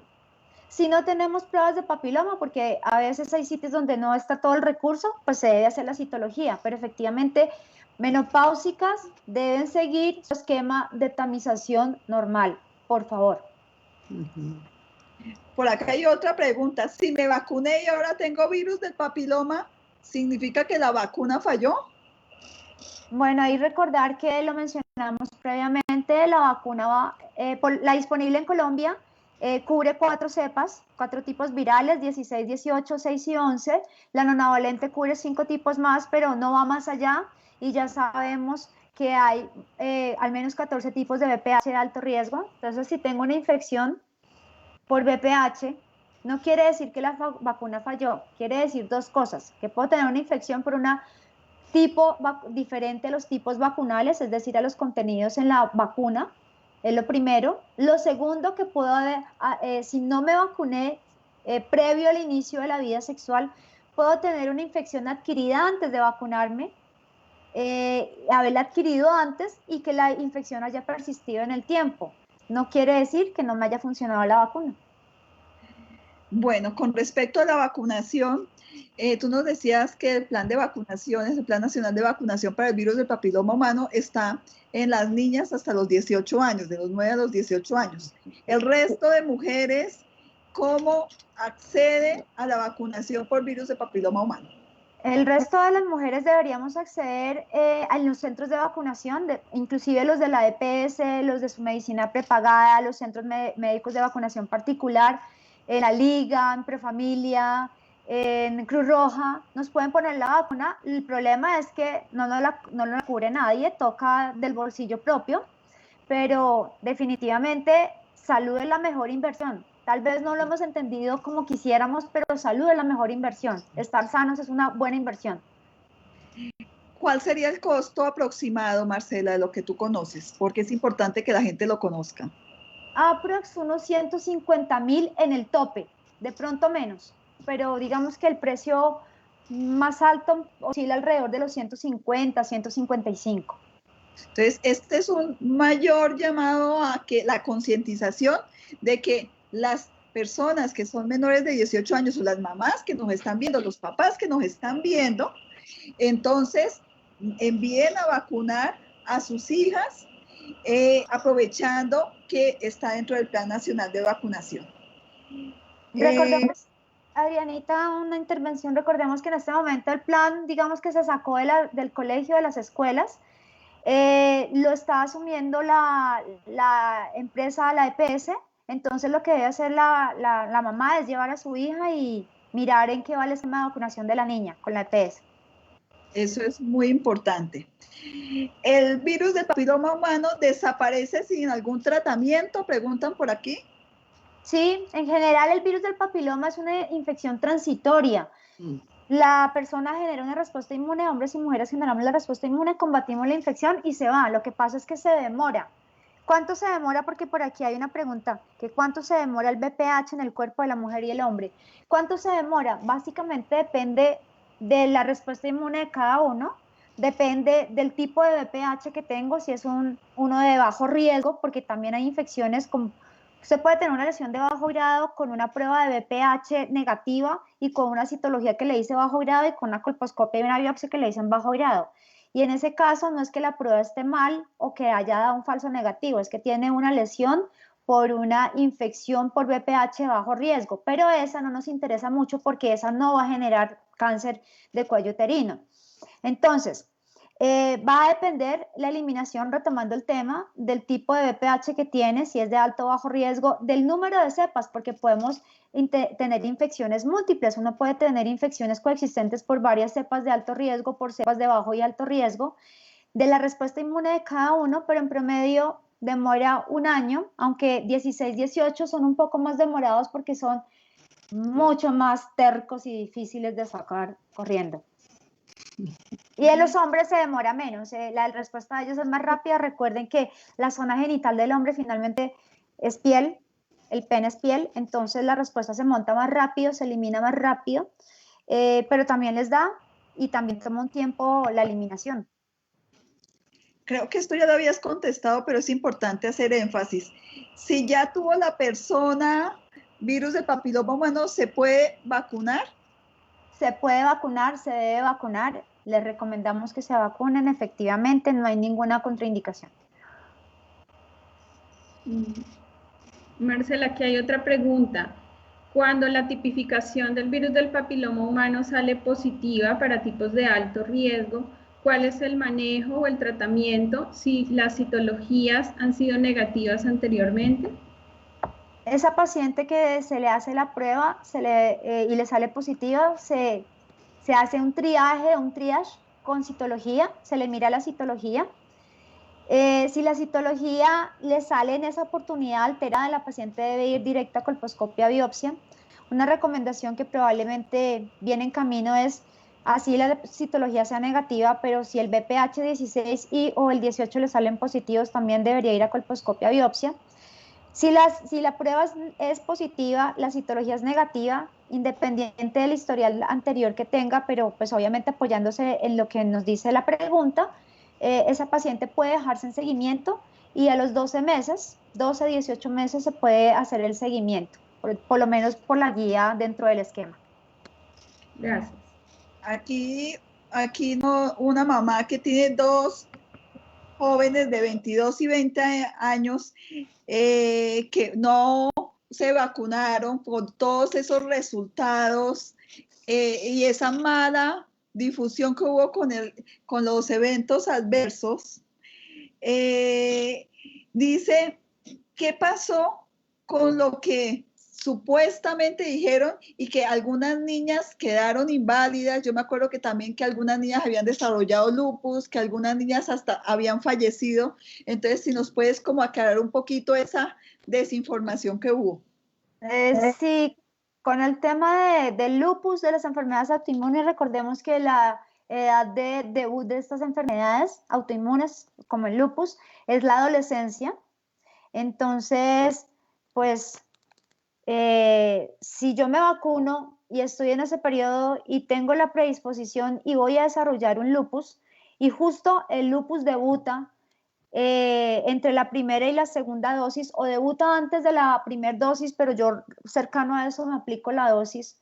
Cuando llegan con nosotros las pacientes por cualquier enfermedad, lo primero que uno pregunta es qué cosas, qué cambios ha hecho usted en su vida, qué se ha aplicado, qué se ha tomado, buscando el factor de pronto desencadenante. Entonces, si la paciente en ese momento va a asociar el haberse puesto la vacuna o el haberle puesto la vacuna a la niña con el debut del lupus, como si fuera el detonante. Resulta que esa niña, vacunada o no, iba a desarrollar lupus. ¿Qué pasó en estas niñas, que algunas de ellas llegaron a Bogotá y que sí estaban enfermas? Pues eran niñas que tenían enfermedades autoinmunes que no habían sido diagnosticadas previamente, que murieron. Hubo un caso de una glomerulonefritis, por ejemplo, que murió por lupus secundario a su enfermedad autoinmune, pero pues definitivamente no era por la vacuna, era la condición de la niña, vacunada o no vacunada, iba a desarrollar el lupus, iba a desarrollar la enfermedad renal, y el desenlace sin tratamiento adecuado iba a ser el que fue. Entonces, digamos que esos casos pasan en cualquier momento. Pongamos un ejemplo más sencillo. Yo me vacuno ayer y hoy salgo, no miro, voy de afán, voy a cruzar la calle, pasa un carro y me atropella. Eso tiene que quedar consignado dentro de los eventos relacionados con la vacuna. Y si como consecuencia de que me atropellaran me muero, esa muerte queda relacionada, queda consignada dentro de los reportes de adversos de la vacuna. Ahora, después viene un análisis epidemiológico, un análisis clínico de si ese evento de que yo saliera a cruzar a la calle, me atropellara el carro y me muriera, tiene o no relación y fue causado o desencadenado por la vacuna. Que la conclusión, por ejemplo, en este caso sencillo de ser atropellado, pues es que no. Entonces, realmente muchas de las situaciones a las que nos vimos abocados fueron casos puntuales que recibieron una gran atención. Pues gracias a Dios recibieron atención en los medios, porque gracias a eso recibieron atención en salud las niñas, ¿sí? Pero que recibieron que nos dieron una información inadecuada, porque la vacuna no fue la desencadenante del lupus, no fue la desencadenante de la glomerulonefritis, no fue la culpable de la enfermedad desmielinizante que hubiera hecho la persona porque ya tenía en su mapa genético que iba a hacer eso, sino simplemente coincidió temporalmente en que se hizo la una cercano a que se presentara el otro evento. Bueno, pregunta una colega, si una niña de 14 años se puso su vacuna y por la pandemia no se puso la segunda dosis a los 6 meses, ya pasó más de un año, ¿qué debe hacer? ¿Se inicia el nuevo esquema o se coloca la segunda dosis o se hace el esquema de 3 dosis? Se coloca la segunda dosis. Perfecto. No se reinician esquemas, no hay tiempo máximo entre primera y segunda dosis. Hay tiempo mínimo de 5, ideal 6 meses, pero no hay tiempo máximo entre primera y segunda dosis. Yo creo que esa es una información importante. Se completa el esquema. ¿A los niños, a los cuántos años se les pone? A partir de los 9 años en el mismo esquema de las niñas. Los americanos lo tienen incluido en el esquema de ellos en el nacional y lo ponen a los 12 años, pero a partir de los 9 se les puede poner. Doctora, las verrugas en la parte genital, eso ya lo habías dicho, son un síntoma del virus de papiloma humano, y las que se forman en el cuello son por la misma razón. Sí, la enfermedad de las verrugas genitales o condilomas son relacionadas y causadas por virus de papiloma humano, cepas de bajo riesgo, principalmente 6 y 11, que son primas, pero no las mismas de las del cáncer de cuello uterino. Cuello uterino tenemos las de alto riesgo y cánceres tenemos las de alto riesgo. Las verrugas son de bajo riesgo, son de la misma familia, pero no son las mismas, pero están contempladas y contenidas en los tipos vacunales. O sea, están cubiertas por la vacuna. Si en una pareja la mujer tiene VPH positivo y se trata y se mejora, ¿la pareja que tenga el virus del papiloma humano le puede pegar el virus otra vez? Eso es más o menos la teoría que apoya el uso del preservativo. Y es el hecho de que el preservativo en los estudios no ha mostrado que quita el virus, obviamente. Lo que podemos decir del uso del preservativo es que disminuye el tiempo de espera para que se le vaya el virus y aumenta la probabilidad de que se le vaya el virus. Es como pensar que se podría producir un círculo vicioso de yo la tengo, te la paso, tú la tienes, me la devuelves, usemos el preservativo y rompemos el círculo, ¿sí? Pero claro, obviamente la pareja está expuesta a adquirirla, está expuesta a transmitirla. Marcela, una pregunta en relación pues a una situación en la parte de sexualidad y la vida sexual activa de las parejas, de las niñas y pues el deseo hoy de tener sexo oral, incluyendo cómo sería el manejo o la prevención, usted ya lo mencionó, y también si está asociado hoy al cáncer de laringe, pues porque la actividad sexual o la sexualidad es una sola y depende pues de los gustos de cada pareja. Sí, buena pregunta. Pues como vimos a lo largo de la charla, también de la mano del BPH está el carcinoma escamocelular de orofaringe. Los cánceres de garganta que llaman vienen por dos grupos, el consumo de alcohol y tabaco, y por otro lado la relación con virus de papiloma humano. Y obviamente pues ahí en la base de este último estaría las prácticas de sexo oral. También hay posibilidad de hacer prevención o sea, se recomendaría en ese caso, por ejemplo, sexo oral con preservativo, con protección para el sexo oral también del hombre hacia la mujer, buscando prevenir el carcinoma escamocelular de orofaringe, que es más común en hombres. Sería como la forma adecuada. Ahora, el tema es imaginárselo cómo se hace eso en la práctica, en la vida real. Pero bueno, lo importante es, sea juicioso, tenga una pareja, use el preservativo, tenga una sexualidad sana y vaya a sus controles periódicos. Y si tiene algún síntoma, consulte. No se espere a que esté muy mal. Conozca del tema, infórmese bien. Infórmese. Exacto. Sí. Y vale la pena la vacuna, volver a repetir la importancia de la vacuna. Vacúnese, hombres y mujeres, vacunémonos. Y Marcela, yo tengo acá dos preguntas. Otra pregunta, perdón. Siga, Joana. Si una paciente que fue vacunada con Cervarix, es recomendable que se vacune nuevamente con Gardasil tetravalente o nonavalente. Ok, esa es una pregunta linda porque aplica para Cervarix si revacunamos con Gardasil y aplica para Gardasil 4, la tetravalente si revacunamos con nonavalente. Y ahí hay dos escenarios, dos puntos de vista y hay detractores y defensores. Entonces, si tiene Gardasil, realmente el beneficio de ponerse la tetravalente, perdón, si tiene Cervarix, el beneficio de ponerse la tetravalente es la prevención de los condilomas.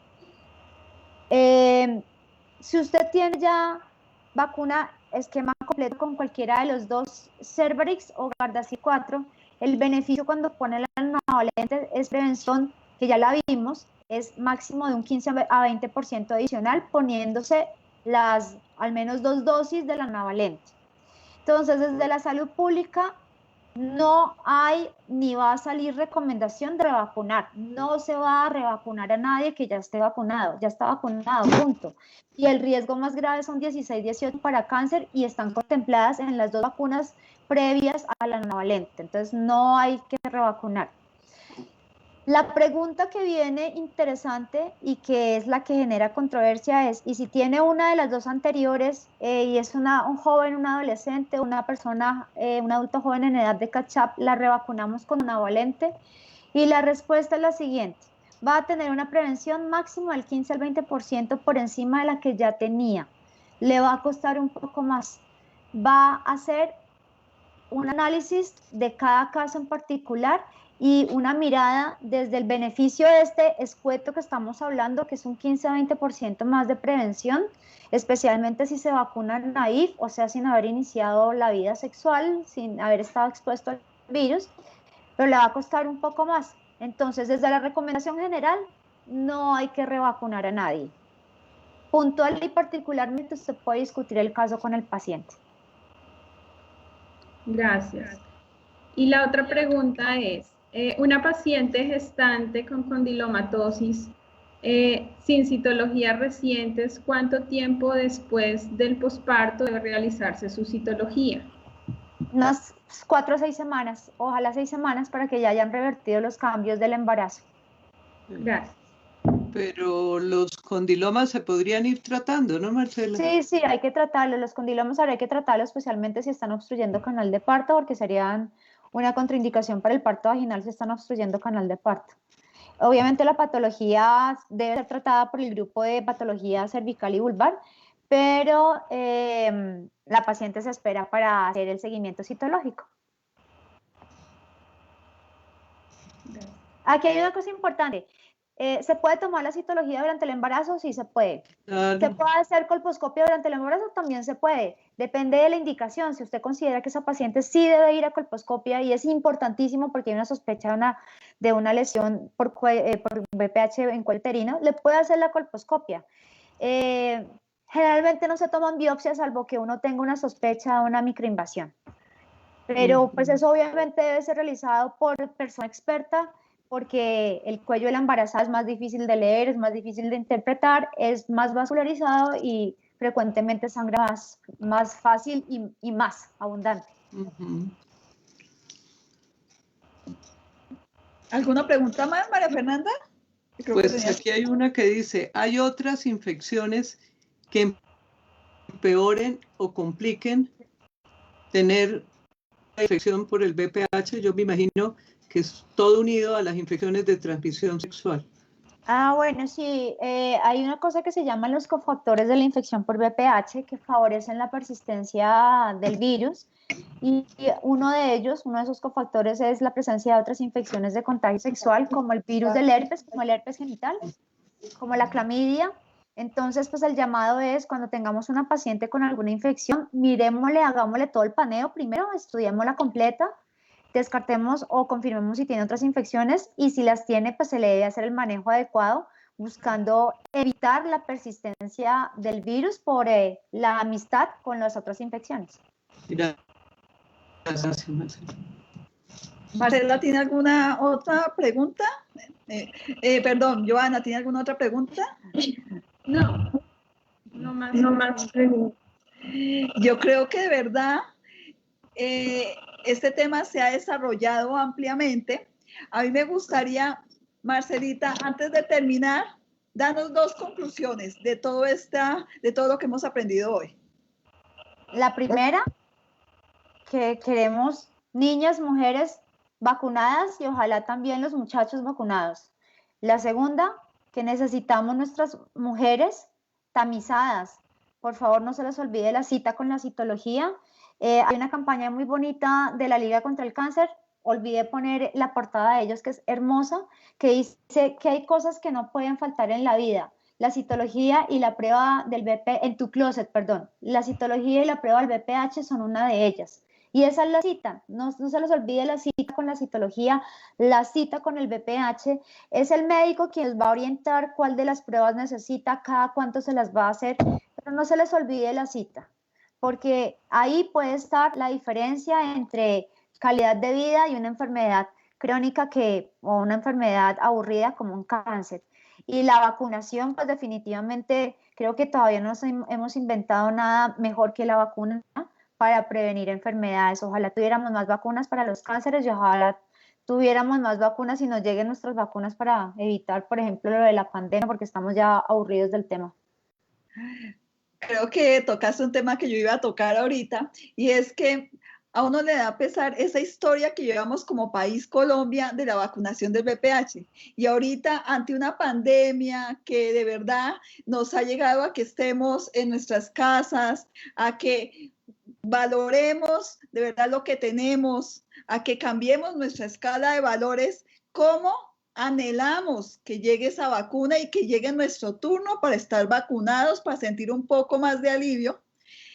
Y cómo en este momento, como Colombia, después de llevar un porcentaje tan alto de vacunación, debido a ese evento de Carmen de Bolívar, cómo se nos cayeron los porcentajes de vacunación, a uno le duele, y porque es muy triste que nosotros vemos en nuestros hospitales todavía mujeres muy jóvenes, mujeres de 30 años, con niños que se están muriendo en los hospitales por cáncer de cuello uterino. Entonces, por eso, de verdad, es un llamado a la atención, a que reflexionemos, a que como mujeres que estamos acá, tomemos el liderazgo en que de verdad vacunemos a nuestras niñas, vacunemos a las mujeres que están hasta los 45 años, vacunemos a nuestros niños, ¿sí?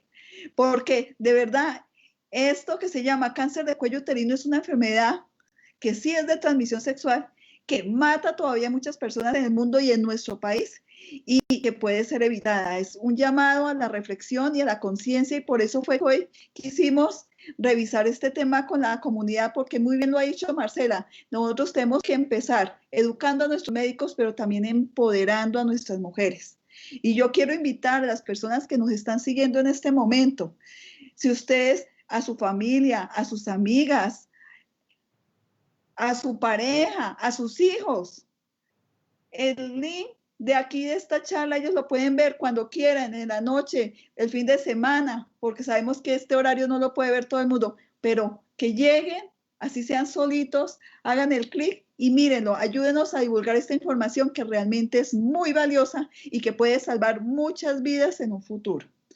Yo quiero, antes de despedirme, agradecerle a Joana, a María Fernanda por acompañarme y agradecer esta magnífica intervención de la doctora Marcela Celis. Marcela, la Asociación Colombiana de Menopausia es tu casa. Gracias por ese apoyo. Ya hicimos una tertulia con nuestros profesionales de la salud, que fue igualmente excelente. Gracias de verdad en nombre de todas esas mujeres colombianas, porque tú has trabajado, tú has sido una abanderada de la prevención del cáncer de cuello uterino en nuestro país. De verdad, gracias por todo ese trabajo en nombre de todas las mujeres que nos pueden estar viendo. Y por eso yo quería que, a excepción de Carlos, nuestro ingeniero, que este fuera un evento moderado y dirigido por mujeres. Realmente muchas gracias. Unas palabras para terminar, Joana. Una charla muy enriquecedora que nos deja unos mensajes muy importantes en cuanto pues a que debemos conocer el espectro y la magnitud de las enfermedades asociadas con el virus del papiloma humano, y que tenemos pues la opción de diferentes vacunas que se comercializan a nivel mundial y que se ha demostrado su seguridad en los diferentes estudios y que nos permiten pues lograr esa prevención primaria, y que pues tenemos que conocer y participar y promover todos esos programas de vacunación que tenemos en Colombia para lograr una mayor cobertura y un mayor impacto con la vacunación. Doctora María Fernanda, unas palabras para terminar. Bueno, yo las gracias a Marcela, ya las hemos dado, pero a mí me parece algo que dijo Marcela y que todos estamos convencidas, que la vacunación es de las mejores opciones que el mundo ha tenido en salud pública, así como el lavado de manos. Y hoy se repite con la pandemia, pero yo los invito a todos los que nos están viendo a que se comuniquen y se orienten siempre con gente que tenga la razón y la evidencia, porque si bien ya pasó con el VPH, con las niñas que hablamos, en este momento a través de las redes sociales la desinformación es total. Y si nosotros vemos cada vez es me vacuno, no me vacuno, me morí, no me morí, entonces vayamos al conocimiento, no a todos esos mitos que nos enseñó Marcela, que todavía los creemos, y más allá que todavía, como lo preguntaban, colegas lo afirman. Entonces yo creo que estoy convencida que la vacunación, así como se curó el sarampión, la viruela, como cuando llevábamos a nuestros niños y preguntar tanto de la vacuna si no creíamos, las vacunas no nacieron ayer, ni la del VPH se estudió muchísimo. Entonces una invitación a todos, estamos dando un grupo ansiosos de tener la vacuna del COVID-19 y poder curar una pandemia que nunca la vivimos antes, pero crean en las vacunas, ya Marcela lo explicó, volvamos a tener fe, vacunemos a nuestros niños porque los movimientos antivacunas son importantes y hay mamás que ya vemos cuando llegan diciendo yo no vacuno a mi bebé.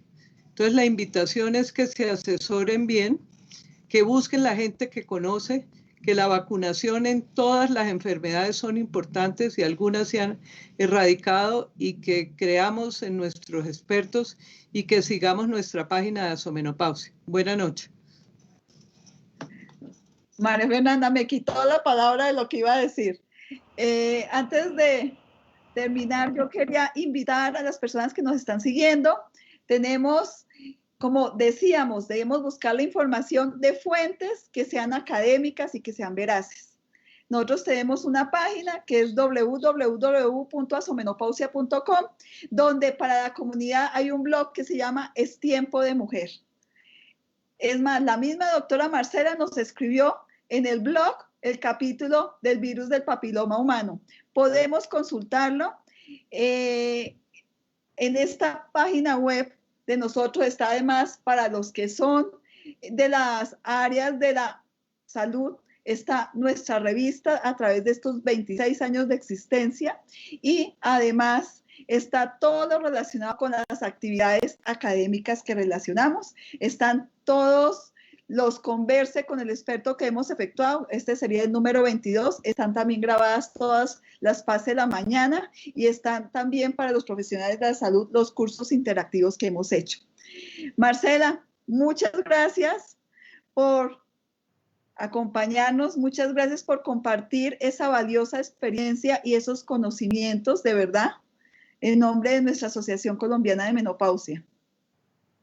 Gracias a ti y a la Asociación Colombiana de Menopausia por la invitación, por el espacio. Y bueno, la invitación es que se vacunen contra papiloma y contra el COVID, por favor. Y la segunda invitación, que no olviden la cita con nosotros para la citología y la prueba. Por favor, es un tema de vida. Recuerden, mujeres empoderadas, nosotras tenemos la posibilidad de cambiar historias de vida y esa es una forma de cambiar la historia. Entonces, vacunémonos y recomendemos a nuestra familia que se vacune. Esa es la conclusión. Muchas gracias, Marcela.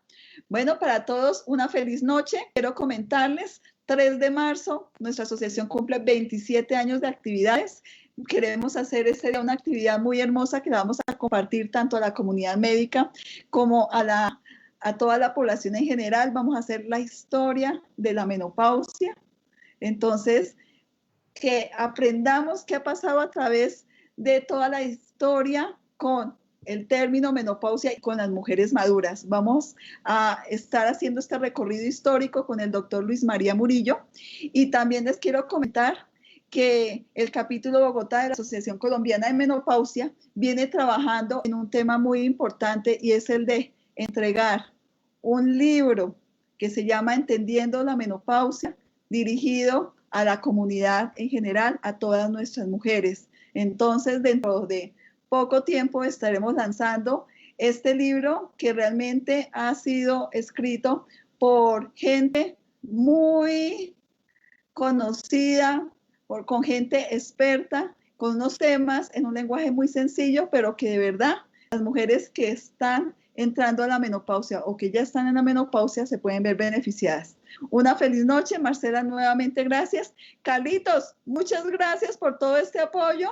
Un abrazo a todos y nos vemos en la próxima actividad académica de la comunidad. Una feliz noche.